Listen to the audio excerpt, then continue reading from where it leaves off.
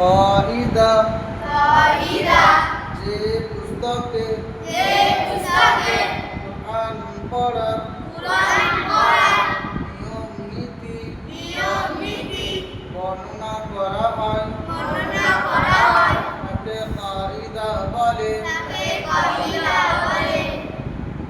আলিফুন বা আলিফুল বা তাউন সা তাউন সা জিমুন হাউন খাউন দাল জিমুন হাউন খাউন দাল জালুন র জালুন র সাউন সিন সাউন সিন শিনুন সাদুন দাদুন তা সিনুন সাদুন দালুন তা দাউন আইন দাউন আইন আইনুন ফা গায়রুন ফা কাফুন কাফুন লামুন মিম কাফুন কাফুন লামুন মিম নুনুন হা নুরুন হা ওয়াউন ইয়া ওয়াউন ইয়া হাযিহি হুরুফুল হিজা। হাযিহি হুরুফুল হিজা। একবার বলো দেখি।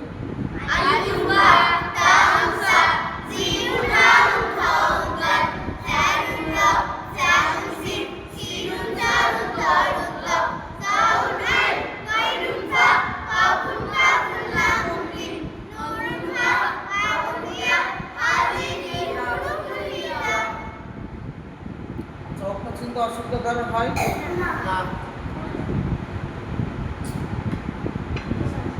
এই অক্ষরগুলোর যদি কিছু কিছু করে বাদ দেওয়া হয় তাহলে কি অসুবিধা হবে? ভালো করে রাখো। কিছু অক্ষর হয় এরকম যেগুলো একই রকম দেখতে হয়। যেমন বা তা সা জিম হা খ দাল জাল র জা সিন শিন সাদ দম ত জ আইন গাইন ফা কাফ। এই অক্ষরগুলো একই রকম দেখতে। তো যেখানে দুটি অক্ষর বা তিনটি অক্ষর একই রকম দেখতে তাদের পার্থক্য করা হয় নোক্তার মাধ্যমে।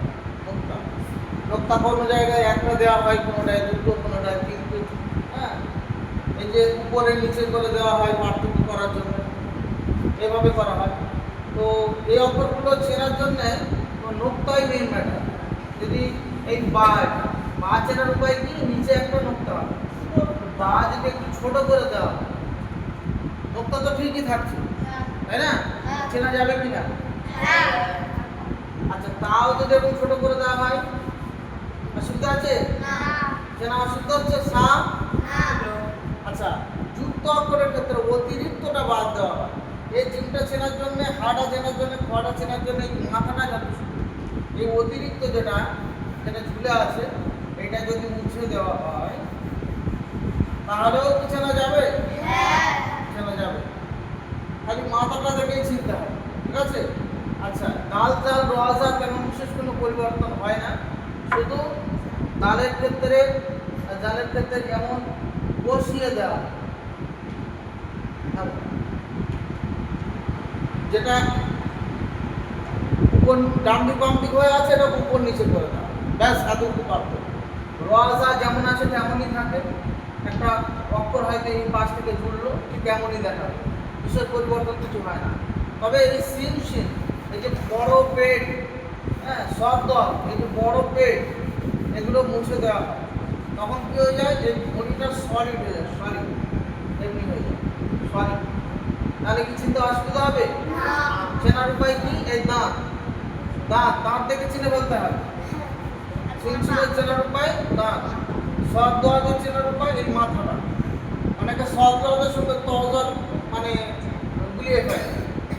তজলের জন্য আর সব দলের পার্থক্য হচ্ছে একটু লম্বা একটা আলিফের মতো একটা দাড়ি থাকে, যেটা তজলে থাকে, সব দলে থাকে।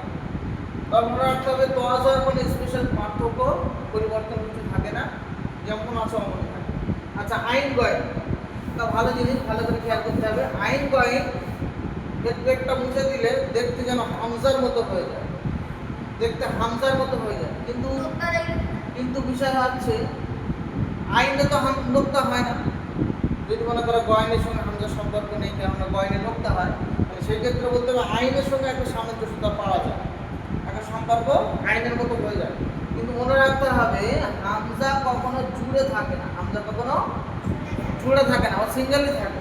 এক, দ্বিতীয় হচ্ছে এখানে আইন যে আছে, আইন শুরুতে খালি এই রূপে থাকে, আইন বা কয়েন শুরুতে এইরকম আইনের মাথা দেখা যাবে, চেনার মতো উপায় থাকে।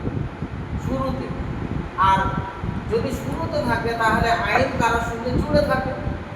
শব্দের শুরুতে যদি আইন থাকে তাহলে নিশ্চয়ই আইন শুরুতে থাকা মানে কারোর সঙ্গে জুড়ে আছে, ঠিক?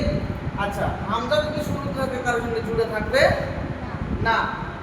যদিও জুড়ে থাকে কি পদ্ধতিতে, এরকম একটা নিচে রাউন্ড হবে, ওর একটা বসার জায়গা হবে, সেই রকম ভাবে আর একটা অক্ষর হয়তো তার সঙ্গে যুক্ত হবে, ঠিক এইরকম ভাবে। হামজার সর্বক্ষণ হামজার যে একটা পার্সোনালিটি, যে একটা সবাই থেকে আলাদা ভাবভঙ্গিমা, সেটা বলে এক। আইনের কি বললাম, আইন যদি শুরুতে হয় তাহলে হামজার মতো দেখতে হলেও হামজার মতো আলাদা নয়, ও কার সঙ্গে জুড়ে থাকে। যদি এখানে আমি একটা উদাহরণ দিয়ে দেখাই যে আইনের সঙ্গে মনে করো একটা বা যুক্ত হয়ে আছে, তাহলে আইনের সঙ্গে বা এমনভাবে যুক্ত হবে, ঠিক আছে? এবারে প্রশ্ন হলো, আইন যদি শুরুতে না হয়, মাঝে বা শেষ হয়, তাহলে কেমন দেখতে হবে? আইন যদি মাঝে বা শেষ হয় একটু ভিন্ন রকম যেটা দেখতে হবে, একটু খেয়াল করে দেখতে হবে, ঠিক এইরকম টাইপের একটা চিহ্ন হয়, যেটা দেখলে আইন হা হা ভাব দেখায়, অনেক কনফিউজ হয়ে যায়, কিন্তু হায়ের সঙ্গে আইনের অনেক পার্থক্য। এই যে ফাঁকা অংশটা হায়ার আছে, আইনের কিন্তু নেই। এখানে আমরা লিখলাম বলে এমন ফাঁকা দেখাচ্ছে, কিন্তু বইয়ের পাতায় দেখা যাবে এরকম পূর্ণ হয়ে আছে জায়গাটা, ঠিক আছে? আর এই জায়গাটা আরো গোলাকার, কেমন দেখাবে? তো এইটা আইন বলে আমরা চিনব। আইন যদি শব্দের শেষ হয় তাহলে কেমন দেখাবে? আইন যদি শব্দের শেষ হয় তাহলে সেম অমনই হবে, এমনই হবে। তাহলে আইন যদি শব্দের শুরুতে হয় হামজার মতো দেখতে হলেও হামজার মতো আলাদা হয়ে থাকে না, হামজার থেকে আলাদা হচ্ছে, পার্থক্য হচ্ছে আইন জুড়ে থাকে, যেটা হামজা ছাড়া থাকে, ব্যাস এতটুকু।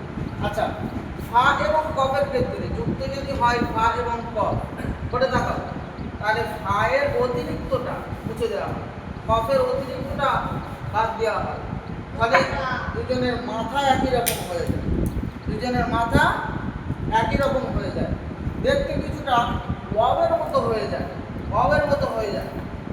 ওয়াও, ফা, কফ এদের মাথাগুলো একই রকম প্রায়। পার্থক্য কিভাবে বুঝবো? নোক্তা হচ্ছে ফায়ের একটি, কফের দুইটি, ওয়াওয়ের ফাঁকা, ওয়াওয়ের কোন নোক্তা হয় না, ঠিক আছে? তাহলে যদি এই ফায়ের নোক্তা তুলে দেওয়া হয় তাহলে এর নামটা কি হয়ে যাবে? ওয়াও। আর এখানে যদি কফের নোক্তা একটা করে দেওয়া হয় এর নাম কি হয়ে যাবে? ফা। আর ওয়াওয়ের উপরে যদি একটা নোক্তা দিয়ে দেওয়া হয় এর নাম কি হয়ে যাবে? ফা। কথা বুঝে আসছে কিনা? যদি দুটো দিয়ে দেওয়া হয় কি হবে? কফ। কফ। তাহলে বোঝা গেল? আচ্ছা, কাফ।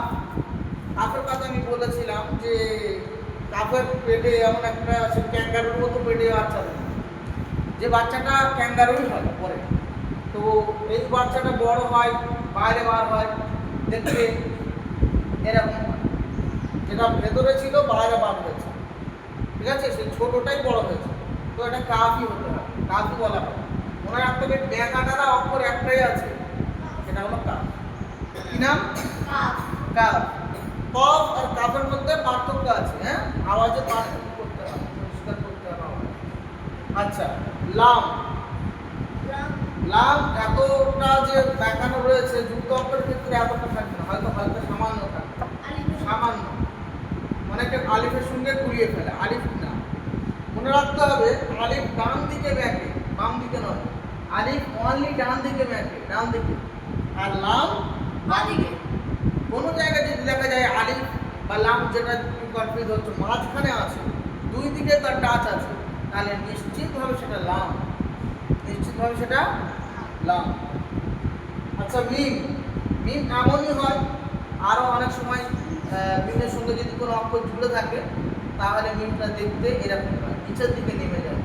মিমের এই মানে মৌমাছির যে চাপ, ঠিক ওইরকম টাইপের, নিচে একটা পুটলি টাইপের হয়ে যায়, এটাই মিমের পরিচয়, মনে থাকবে? তাহলে এদিকে বলেছিলাম নুন আছে, নুনটা একদমই সিম্পল, আমি এগুলো মুছে দিচ্ছি। নুন যদি হয়, নুনেরও পায়ের মতো মনে করো, সবই মুছে দিলাম, পায়ের নিচে আর নুনের উপরে, পার্থক্য বাস এতটুকু। একটি নোক্তা বায়ের নিচে আর নুনের উপরে, ডিজাইন ম্যাটার করে না এখানে। হা, এই হা বিভিন্ন রকমের হয়, এখানে আমি দিয়ে দেখাচ্ছি।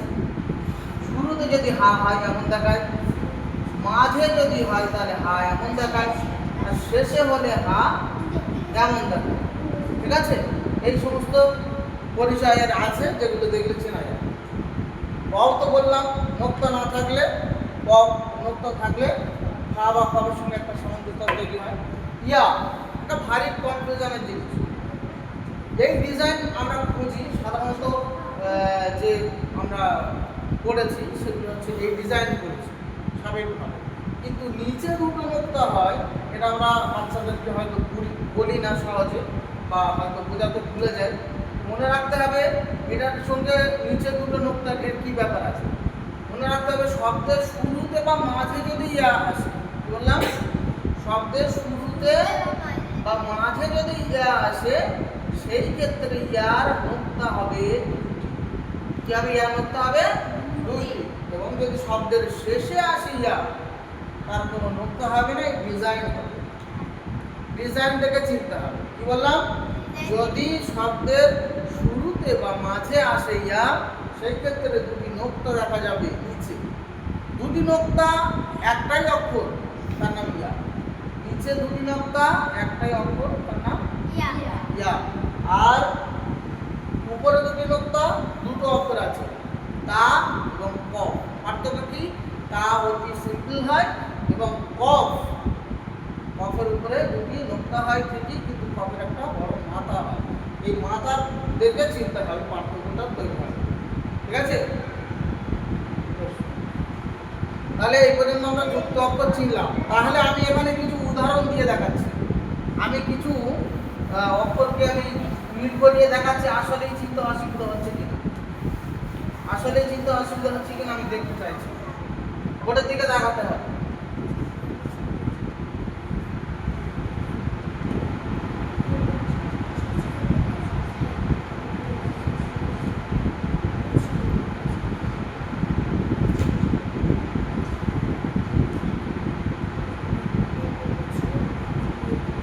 আচ্ছা, এটা কি লেখা হলো, বা। বোর্ডে দেখাতে হবে কি লিখেছি, বা।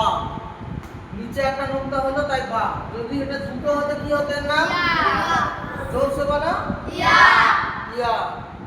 একটা হয়েছে, এর নাম কি, নুন। ঠিক। আচ্ছা, যদি এটা দুটো হতে কি হতে না, তা। তিনটে হলে সা। Very good. আচ্ছা, এখন কি অবস্থায় আছে, এর নাম কি, হ্যাঁ ঠিক। আচ্ছা, যদি উপরে একটা নোক্তা হয়, এর নাম কি হয়ে যাবে, সেম ডিজাইন কি না। যদি নিচে একটা নোক্তা হয়, নাম কি, জি। Very good. আচ্ছা, এখন বলো তো এটা কি, নুন। ঠিক বলেছো। আচ্ছা, নিচে একটা নোক্তা হলে বা। এইটা কি দেখতে পাচ্ছ, ওয়াও। যদি একটা নোক্তা দিয়ে নাম কি হয়ে যাবে, বা। দুটো দিলে ঠিক আছে। আচ্ছা, এর নাম কি, বলছে লাম। আসলে কি লাম, না। লাম বলে আরো বড় হতো, আরো বড় হতো। এটা কি এখন, এটা দাল। কি, দাল। লাম বলে এই লম্বা হতো, যেটা এখানে নেই। কি হবে না, দাল। নোক্তা দিলে কি হবে না, ঠিক আছে। তাহলে লাম আর দালের মধ্যে কি কনফিউশন দূর হলো, লাম হলে বড় হতো। আচ্ছা, এই দাঁত দুটো তিনটে দেখে কি মনে হচ্ছে, নাম কি, সিন। এর উপর যদি দুটো তিনটে নোক্তা হয়ে যায়, কি নাম হবে, সিন। তাই তো। আচ্ছা, এটার নাম কি, বোর্ডে লাগাও। দুটো হলে না, তিনটে হলে না। তাহলে তিনটে নোক্তা দুটি অক্ষর আছে, সেন আর সা। পার্থক্য কি, সেনে দাঁত হয়, সায় তা হয় না। এই সমস্ত পার্থক্য আছে। আচ্ছা, এরপরে এটা কি, জোরে বলতে হবে, কি, সদ। সদ। আর এইটা কি,